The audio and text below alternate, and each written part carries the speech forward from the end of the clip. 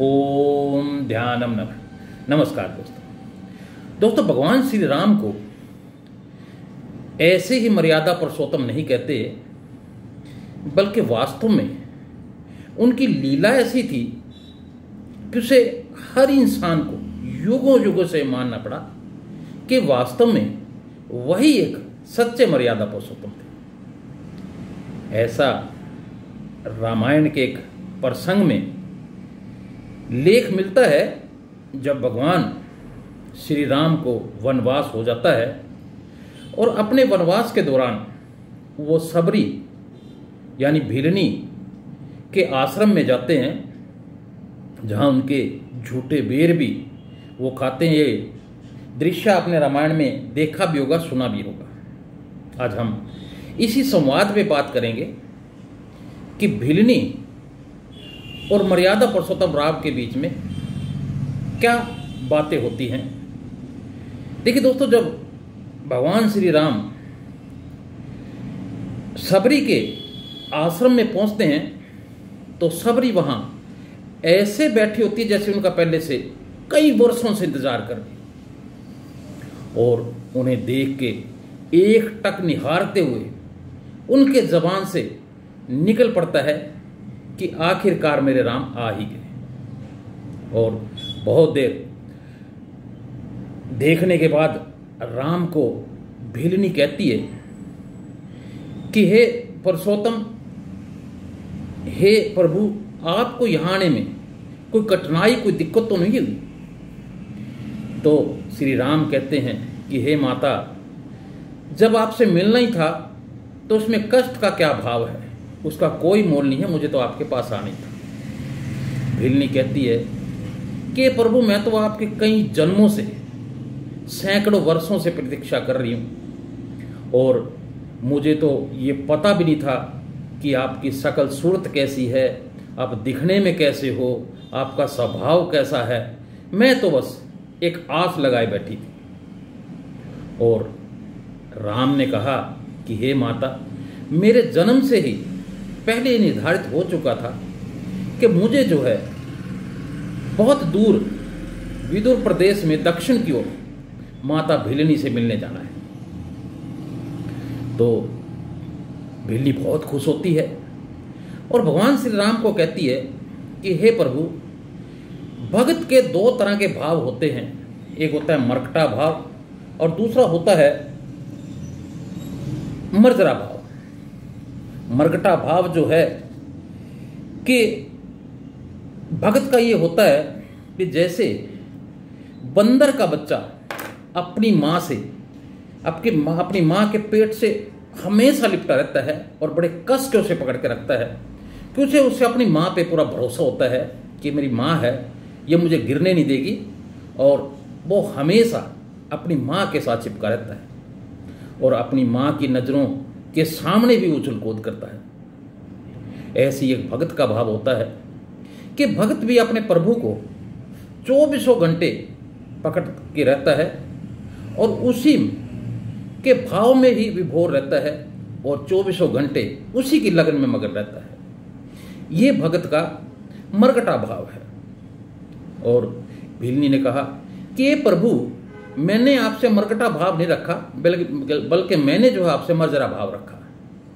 मर्जरा भाव में भिलनी श्री राम को कहती है कि इस भाव में भगत जो है अपनी माँ पर बिल्ली की तरह विश्वास करता है कि वो अपनी माँ से 24 घंटे उसे चिपका नहीं रहता, बल्कि उसे पता होता है कि मेरी माँ है तो मुझे किसी बात की कोई चिंता नहीं। और माँ भी उसे अपने जबड़े में जकड़ कर इधर उधर घुमाती रहती है और बच्चे को तनक भी कोई कष्ट नहीं पहुंचता। और ऐसे ही एक भगत का भाव जो है मर्जरा भाव में अपने भगवान पे इतना अटल विश्वास होता है कि वो सारी अपनी जो कमियां हैं, बुराइयां हैं, वो अपने भगवान पे छोड़ के रखता है और उसी में ही अपना विश्वास रखता है कि मेरे प्रभु जो हैं एक दिन ये मेरी सारी बुराइयां जो है वो दूर कर देंगे। तो हे राम, मेरा भाव जो है वो मर्जरा भाव रहा। मुझे पता था कि आप जरूर आओगे, और वरना कहाँ सुदूर उत्तर प्रदेश और कहाँ ये दक्षिण का बियाबान जंगल। तो आपको तो यहाँ इसलिए मैंने पूछा कि आने में कोई कष्ट तो नहीं हुआ, कि इतनी दूर से यहाँ आना को बहुत कि एक आम बात नहीं है, और वो भी पैदल चल के आना तो उससे भी बड़ी बात है। तो फिर भगवान श्री राम कहते हैं मुस्कुरा कर कि ऐसे भाव में भिलनी ने पुनः फिर ने कहा कि सोच रही हूं बुराई में तने कहीं ना कहीं अच्छाई भी होती है, कि मेरा भाव ऐसा था। तुम पृथ्वी रघुकुल के भविष्य हो और मैं जो हूं वन की भीलनी हूं। यदि रावण का अंत नहीं करना होता तो तुम यहां कैसे कहां आते फिर। राम गंभीर होकर कहने लगे कि रावण का वध करने में यहां नहीं आया। रावण का वध जो है लक्ष्मण अपने पैरों के द्वारा तीर चला के भी कर सकता था। मैं तो हजारों कोस गहन वन में चल के पैदल आपसे मिलने आया हूं। तो केवल तुमसे मिलने आया हूं मां, ताकि सैकड़ों वर्षों बाद जब कोई भारत के अस्तित्व पर प्रश्न खड़ा करे तो इतिहास से लाख उत्तर दे कि इस राष्ट्र को क्षत्रिय राम और उसकी भीलनी मां ने मिलकर बनाया है। मां और पुत्र श्री राम ने इस भारत को मिलकर गढ़ा है।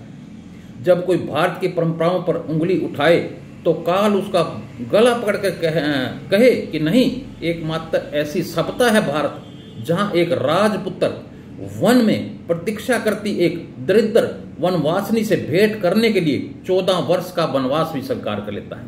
तो दोस्तों, ये है भगवान श्री राम की महिमा। और आगे श्री राम फिर कहते हैं कि राम वन में बस इसलिए आया है कि ताकि जब युगों का इतिहास लिखा जाए तो उसमें अंकित हो कि शासन प्रशासन सत्ता जब पैदल चलकर समाज के अंतिम व्यक्ति तक पहुंचे तभी राम राज्य होता है। राम वन में इसलिए नहीं आया, इसलिए आया है कि ताकि भविष्य समृद्ध रखे, प्रतीक्षाएं अवश्य पूरी होती हैं, यानी जो कोई इंतजार करता है उसकी प्रतीक्षा जो हमेशा पूरी होती है। राम रावण को मारने भर के लिए नहीं आया, बल्कि माता सबरी से मिलने भी आया है। माता सबरी एकटक राम को निहारती रही। राम ने फिर कहा, राम की वन यात्रा रावण युद्ध के लिए नहीं है माता, राम की यात्रा प्रारंभ हुई है भविष्य के आदर्श की स्थापना के लिए। राम निकला है कि ताकि विश्व को संदेश दे सके कि मां की अवांछनीय इच्छाओं को भी पूरा करना भी राम का होना ही है। राम निकला है कि ताकि भारत को सीख दे सके कि सीता का अपमान का दंड असभ्य रावण के पूरे साम्राज्य को नष्ट करके ही पूरा करना होता है। राम आया है कि ताकि भारत को बता सके कि अन्याय का अंत ही धर्म है, क्योंकि अन्याय को हमेशा मिटना ही होता है। राम आया है कि ताकि युगों को सीख दे सके कि विदेश में बैठे शत्रु की समाप्ति के लिए वह पहले देश में बैठी उसकी समर्थक सुपुरुखा की नाक काटकर और खर और दूषण जैसे राक्षस को दंड देकर उनके घमंड को तोड़ा जाए। और राम आया है कि ताकि युगों को बता सके कि रावणों से युद्ध केवल राम की शक्ति से नहीं बल्कि वन में बैठी सबरी के आशीर्वाद से जीते जाते हैं। इतनी बड़ी बात उन्होंने कही कि रावण को मारने के लिए खाली राम की ही ताकत काम नहीं आती, बल्कि एक माता भीलनी का आशीर्वाद भी उसके साथ चाहिए।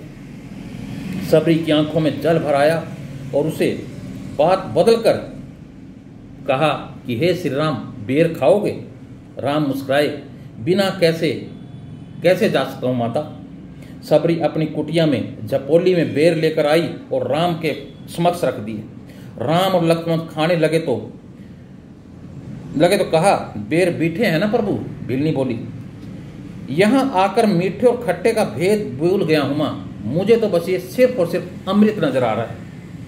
सबरी मुस्कुराई, सचमुच में तुम मर्यादा पुरुषोत्तम हो, अखंड भारत के महानायक मर्यादा पुरुषोत्तम भगवान श्री राम को बारंबार हम सादर वंदना करते हैं, क्योंकि इस हिंदुस्तान का इतिहास ही निराला है कि यहाँ भगवान श्री राम, भगवान श्री कृष्ण, इन सब के पहले जो है पैर जो है धरती पे पड़े और इन्होंने अपने भक्तों का उद्धार जिस भी तरीके से भक्त ने चाहा उस तरीके से किया है।